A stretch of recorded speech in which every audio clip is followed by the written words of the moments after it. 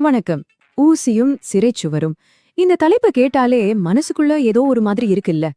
வாங்க, இது என்ன கதைன்னு கொஞ்சம் உள்ள போய் பாப்போம். ஒரு சின்ன ஊசி. ஆமா, தையல் ஊசி. அது ஒருத்தரை ஜெயிலுக்கு அனுப்ப முடியுமா?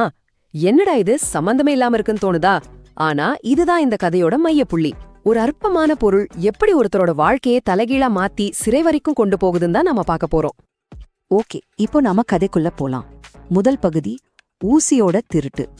கேட்கவே ரொம்ப சாதாரணமா இருக்குல்ல, ஆனா ஒரு மனுஷனோட வாழ்க்கையே புரட்டி போட்ட ஒரு சின்ன சம்பவம் இதுதான். கதையோட ஹீரோ மோகன். ஒரு சின்ன பையன். ஸ்கூல் விட்டு வரும்போது வழியில ஒரு டெய்லர் கடையில அந்த அங்கிள் துணி தைக்கிறத வேடிக்கை பார்த்துட்டு நிக்கிறான்.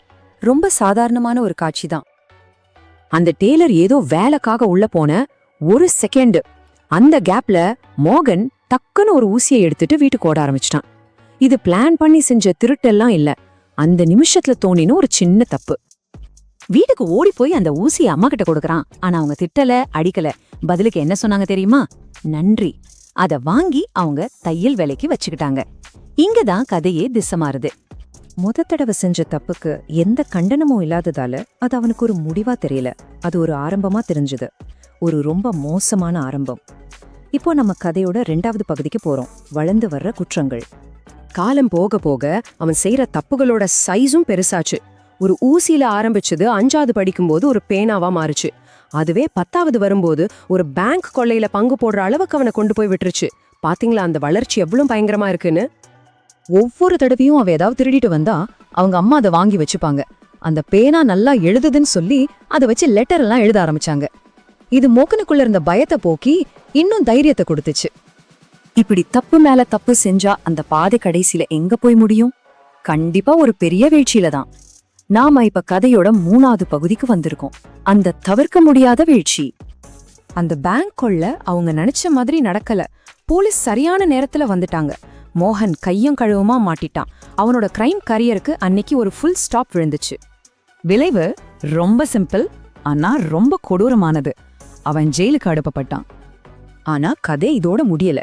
இப்போதான் இந்த கதையோட ரொம்பவே இமோஷனலான, மனச கணக்க வைக்கிற ஒரு பகுதிக்கு வரும். சிறையில அந்த அம்மாவுக்கும் மகனுக்கும் நடக்க போற ஒரு சந்திப்பு. மோகனோட அம்மா அவனை பார்க்க ஜெயிலுக்கு வராங்க. தன்னோட மகன் கம்பிகளுக்கு பின்னால நிக்கிறத பார்த்து அவங்களால அழுகை அடக்கவே முடியல. ஆனா மோகன் அவ அழல.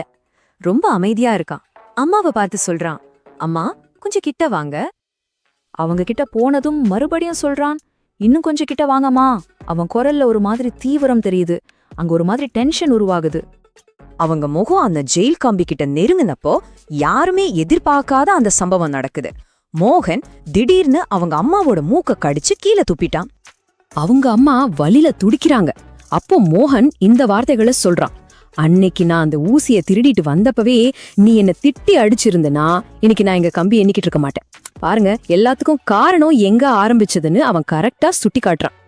மோகன் செஞ்சது ரொம்ப கொடூரமான செயல், அதுல சந்தேகமே இல்ல. ஆனா அவ சொன்ன வார்த்தைகள் அது நம்ம எல்லார்கிட்டயும் ஒரு பெரிய கேள்வியை கேக்குது. இந்த கதையிலிருந்து நாம என்ன கத்துக்கணும்? வாங்க கடைசி பகுதிக்கு போலாம். இந்த கதையோட நீதி ரொம்ப சிம்பிள், ஆனா ரொம்ப பவர்ஃபுல். சின்ன சின்ன தவறுகளை நம்ம அப்பவே தட்டி கேட்கலனா, சரி செய்யலனா, அதுங்க மெதுவா வளர்ந்து ஒரு நாள் நம்மளையே விழுங்கிடும். பெரிய வீழ்ச்சிக்கு அதான் காரணமா இருக்கும். சரி, இந்த விளக்கத்தை ஒரு கேள்வியோட முடிச்சுக்கலாம்.